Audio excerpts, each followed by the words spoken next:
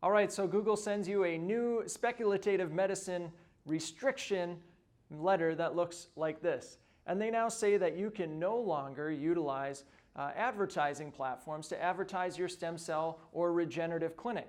Now they're even covering all the way out to experimental non-stem cell therapies as well, such as platelet rich plasma and prolotherapy.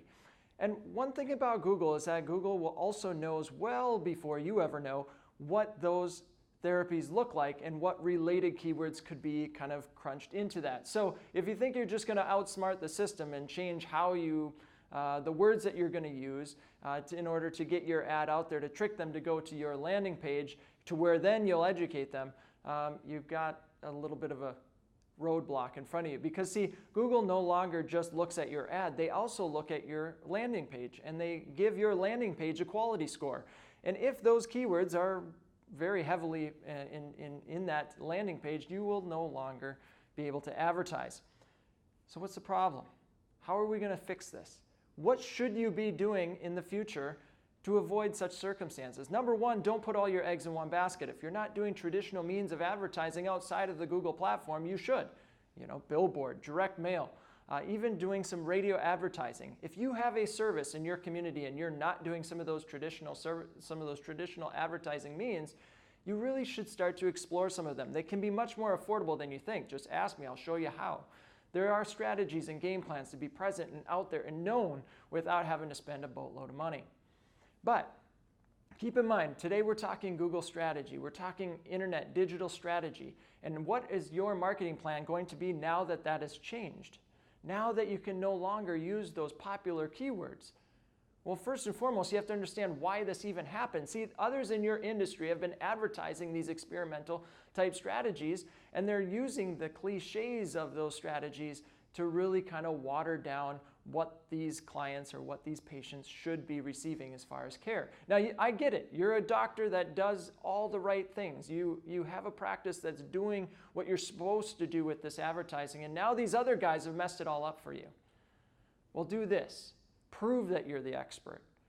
See, when you change your marketing strategy and you shift away from just putting an ad out on the web and hoping somebody calls your phone number, what you're going to start to realize is that people are going to come to you for your advice, for your knowledge, for your understanding, for your collaboration. Okay? Collaboration. This is what I want to discuss today. Your marketing strategy must and should and will include collaborative efforts amongst others and peers and those who are respected in your community. Get them on your side. Get them onboarded. Host what I call a cyber summit. Okay, or a virtual summit. Okay, put out there into the world of YouTube or into the world of Facebook live videos, virtual summits. Showcase your expertise. Show people why they should trust you and why they should come to you. And it's not just because you know it all, but because you're willing to inject and introduce others that are in the community that are well respected into your marketing game plan. And here's the beautiful part of it. When you do this and you host a virtual summit and you're talking about an industry-wide standard, and you're telling and you're promoting and cross-promoting someone else's business and someone else's knowledge and someone else's practice, that's complementary to yours, right? That doesn't compete with you. When you introduce them into your strategy and into your plan, you open up a whole new world and a whole new list of others. You see, back when I used to sell a widget online, I worked really hard to sell one widget at a time. And I would educate them and I would tell our clients what to do with these products. And I would educate them and I worked very hard and it was very expensive to get one sale at a time. And suddenly I realized that if I could collaborate with others, all of a sudden they bought 10 from me and they bought a case. And they went out and marketed and sold, and I could promote their stuff online, and by promoting their stuff online, all of a sudden I was selling more widgets. And then something special happened. All of a sudden someone bought a pallet, and I realized that they knew people, and those people were buying from them wholesale, and they were out selling and out pushing more education, new things to do with this product that I had no idea they could do. And they started tapping into their list and their circle of influence. And all of a sudden, I couldn't control it anymore. And I realized All I have to do is continue to get them the right tools in how to talk about me, and they were able to sell faster, quicker, better. You see, when you do a virtual summit, it takes the pressure off of you of having to be everything to everybody. When you start to collaborate with others, they cross-promote you, they refer you, they start sharing videos of yours to their audience, and you can start sharing their videos to your audience. And you start to reciprocate this. Back in the 1920s, 1930s, the communities came together. They didn't know everything that was happening out in the world. Communities came together to support one another. They collaborated. If I was a doctor, I did doctor things. If I was a printer, I did printer things. If I was a construction worker, I did labor and construction for the community. I didn't try to be everything to everybody. And that's the beauty of collaboration, and that's the beauty of what I've been finding with virtual summits. And when I help my clients put together virtual summits, it's not building giant platforms that have, locked content that only you can access if you exchange your information or pay for it or something along those lines. I want my information to flow freely, because there are 3 slots within the clients that you're prospectively trying to reach out to. There are 3 areas to which we reach out to them. Number 1, it's an awareness phase. People aren't even aware that we exist. People aren't even aware that your product or service exists, or your collaboration with others even exists. And it's your responsibility to showcase that and give it away for free. Don't make it so difficult for somebody to be aware. Make them aware and make it very possible for them to be able to get involved with you. The second thing that the second phase to which your client or your prospective patient is going to move into goes from awareness to contemplative. They're going to understand that, yes, I am aware that you exist, that your regenerative practice exists, that you do stem cell therapy, that you do platelet-rich therapy. But then they have questions. And these are the frequently asked questions that everybody has. They want to know if they can know, like, and trust you. Can they trust your service? Well, by working in a collaboration, it works really well when multiple people are saying, hey, this guy knows what he's doing. This guy knows what he's talking about. Get involved with this doctor. Get involved with this nurse. They understand your health, and you should be working with them. And it really helps within that phase of contemplation of, should I trust these people or not? It's a big, big win for you and your whole entire organization. So I highly recommend that you do that you get involved in that way. But as they move through the contemplative state, they need to know, can I afford it? Is this right for me? Can I... what does the treatment entail? How does it work? Why do they do what they do? Are there success stories? Are there case studies? They want to know all the nitty-gritty. And really all they're doing is just trying to say, hey, can I trust this thing? Is this right for me? Can this be possible for me? And it's your responsibility to make that dream a reality for them and showcase it to them. But then beyond that, it's your responsibility to ask them to participate. And so when they move from contemplative state to action state, you better have told them why they should work with you, how they can work with you, and then ask them to work with you. Ask them to come in, ask them to schedule, right? That's the number one thing that I see people missing all the time is they, number one, don't tell their patient why they should work with them, and then number two, they don't ask for it. They just say all this great information, and they never once tell their patient, prospective patient, that they should get an appointment with them, that the consultation is something that's available to them.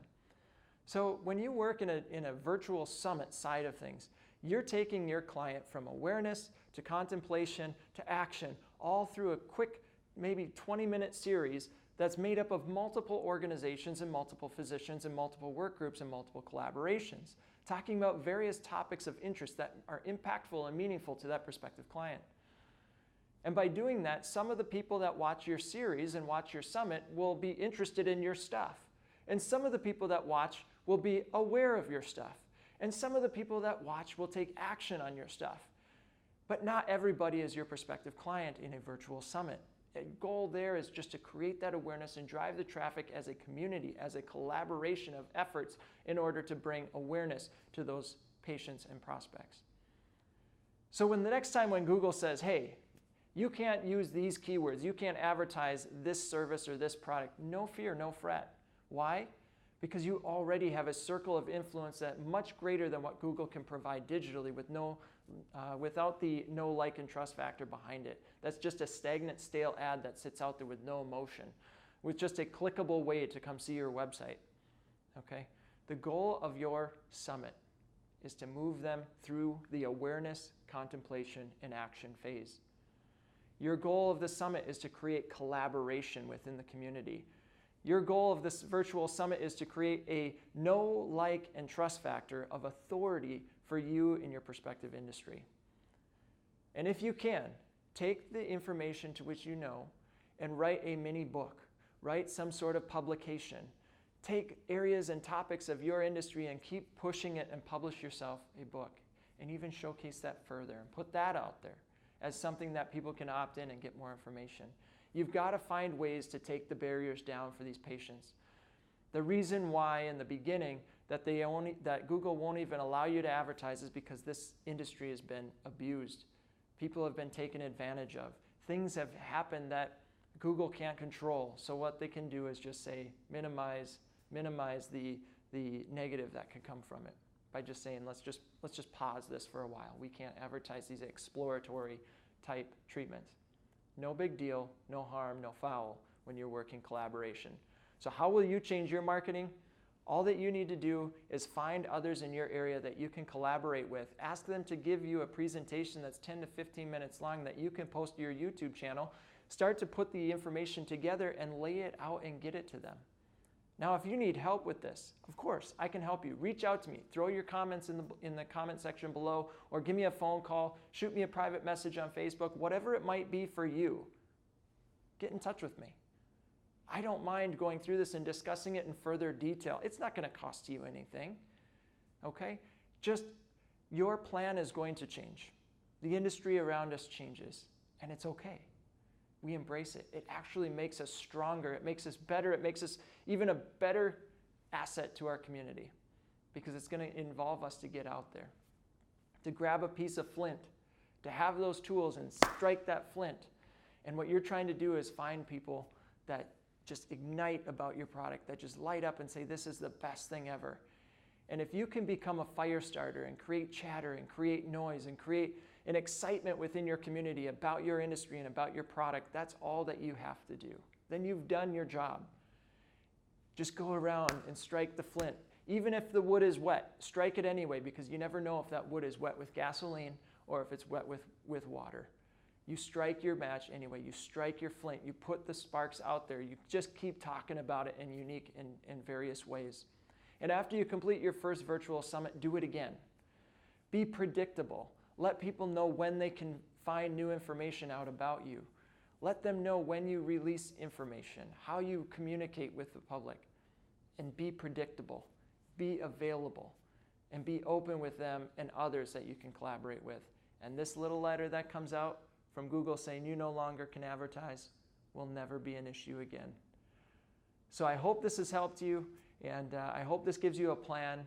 As I know that as you have questions, you will reach out to me, and I'm grateful for that, and I'm here to help in every way, shape, and form that I can. It doesn't matter if you're in California, North Carolina, and Maine, or here in Minnesota where we're headquartered. I'm here to help you.